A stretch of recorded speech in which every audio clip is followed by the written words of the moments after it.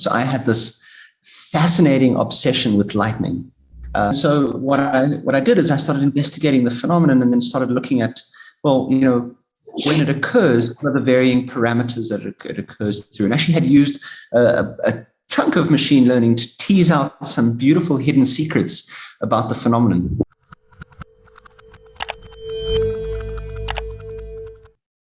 Hello, everyone.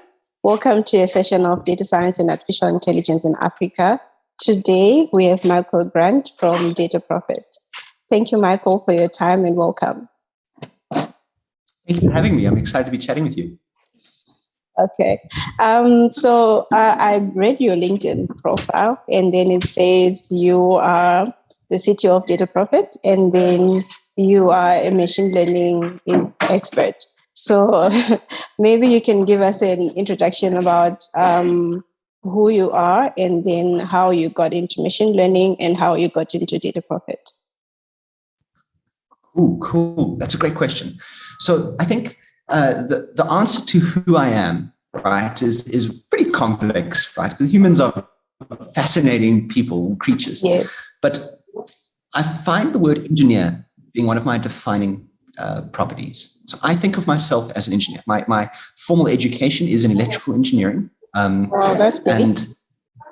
And when I think of myself, I'm Michael Grant, an engineer, which is quite interesting because it kind of gives me license to look at the world as a set of problems, and it gives me the responsibility to go and solve those problems.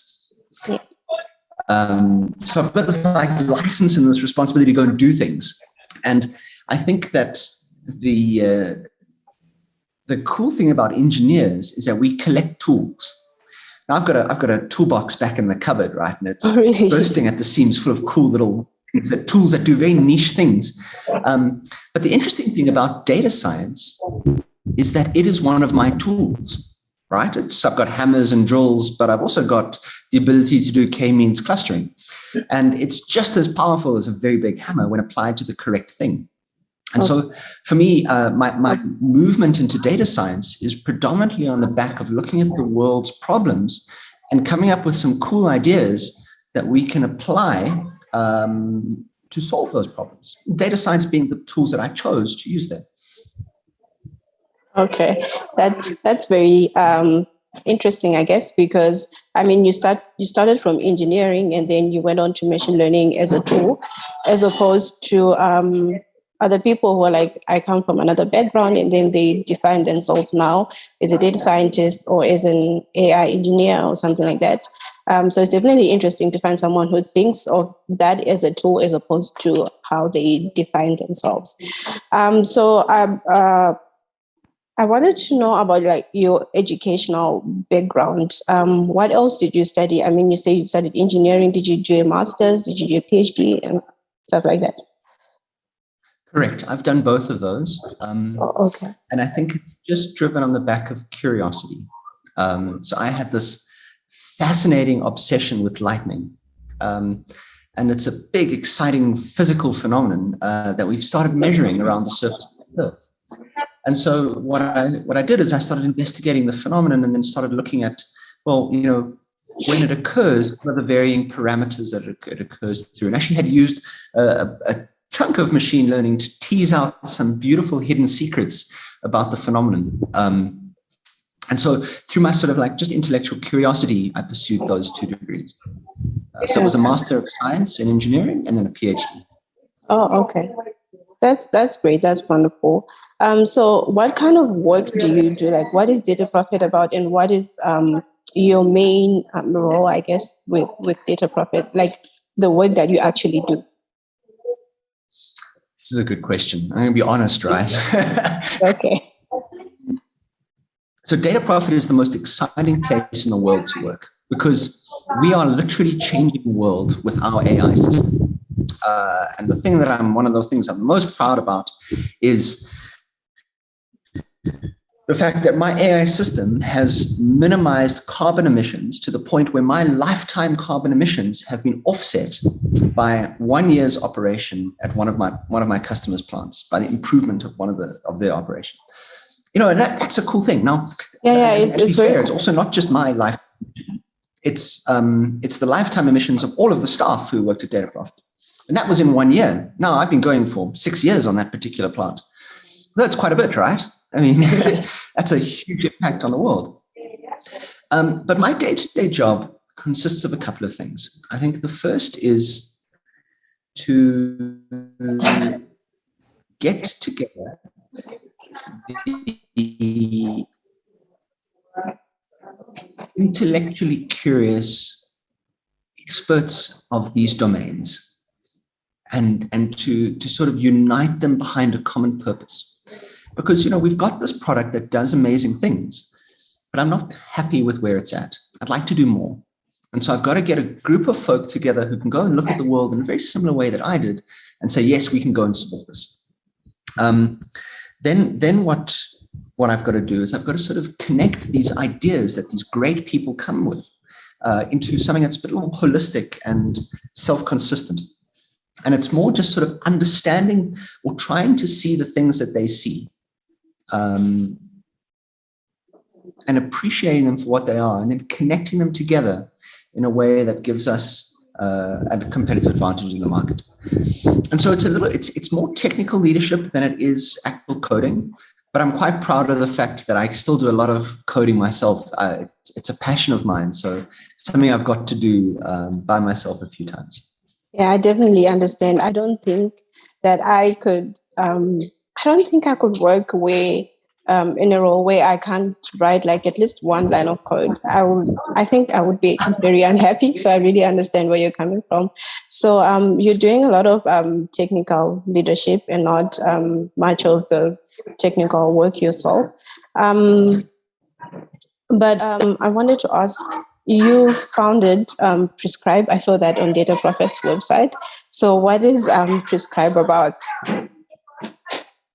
What Prescribe is about, it's about providing manufacturing operations with a set of prescriptions that if they follow them, then they realize some improvement.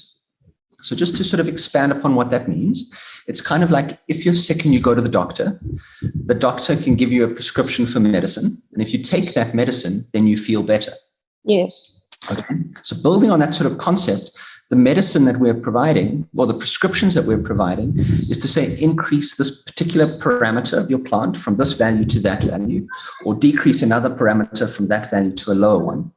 Right? So those are the prescriptions. And then it's up to the plant to take the medicine, in other words, implement it. So they send an operator off to go and change a valve to get a specific result. And we just generate this as this constant list of things that they should go and look at and things they can go and do, specifically to sort of realize some kind of improvement. Okay, so does that also involve like predictive maintenance for machinery at factories? So if you look at our Detect product, I'm sure we speak very widely of it on our website, but our Detect product provides the predictive stuff. The problem with predictive is that it's still fundamentally reactive.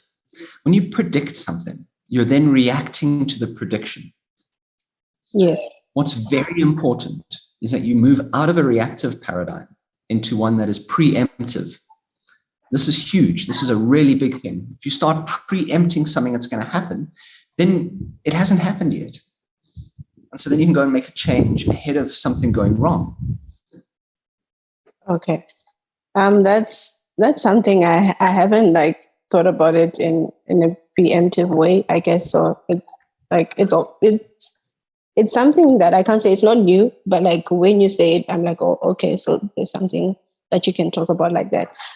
So my last question, what advice would you give to someone who wants to be in the same field as you and to do the work that you're doing? Tina, this is a very good question, right? The answer is not a simple one, because I think it's more important to do things that you love than to do something that one thinks is fancy. I'm lucky because data science for me is just the most exciting thing that I can go and do, right? I get all sorts of data, and I just can't wait to apply these various techniques because I know hidden in this data are some secrets. And for me, as Michael Grant, This is the most exciting thing that I can go and do. I get such a kick out of it. But I think it's important for your listeners to sort of do the things that they want to do, that excites them as much as this data science excites me. And so rather than trying to emulate somebody, do the thing that you want to do, because that always leads to a better result, time and time again. Is that a good answer?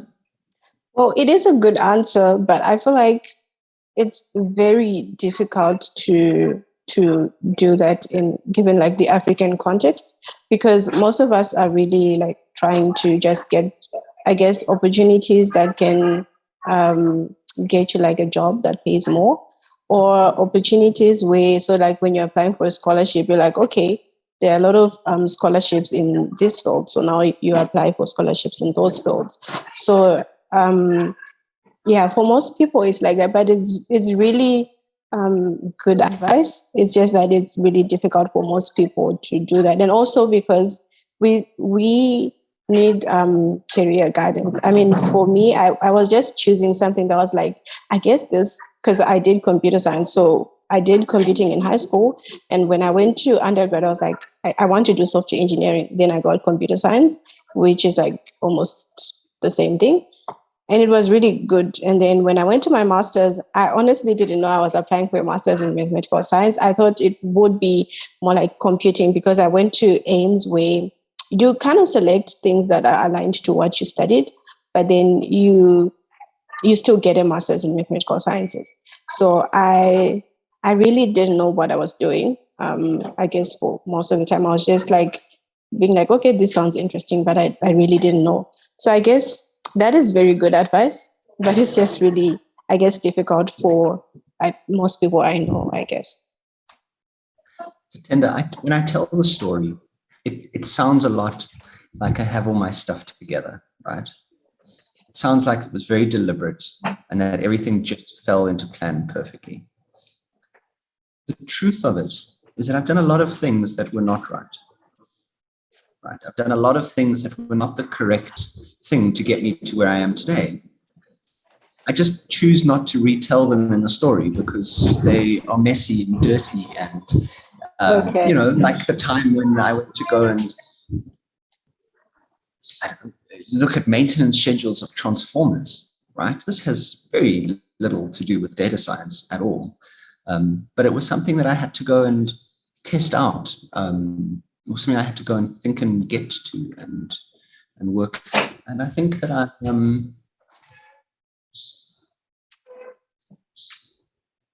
retell the story in a way that seems like everything happened perfectly. But the reality is there are lots of times when I said, well, why am I doing this? And then the realization was, okay, cool, it's not the right thing. Let me go and refocus to the thing that I want to be doing. Okay. I think it's great that you talked about that, because I mean, from the outside, when you talk about like the positive things, people are just like, okay, your life was just perfect all the way. So thank you for sharing that. So I think I've come to the end. Thank you so much. Enjoy the rest of your day. You too. Thank you for having me. Take care. Thank you.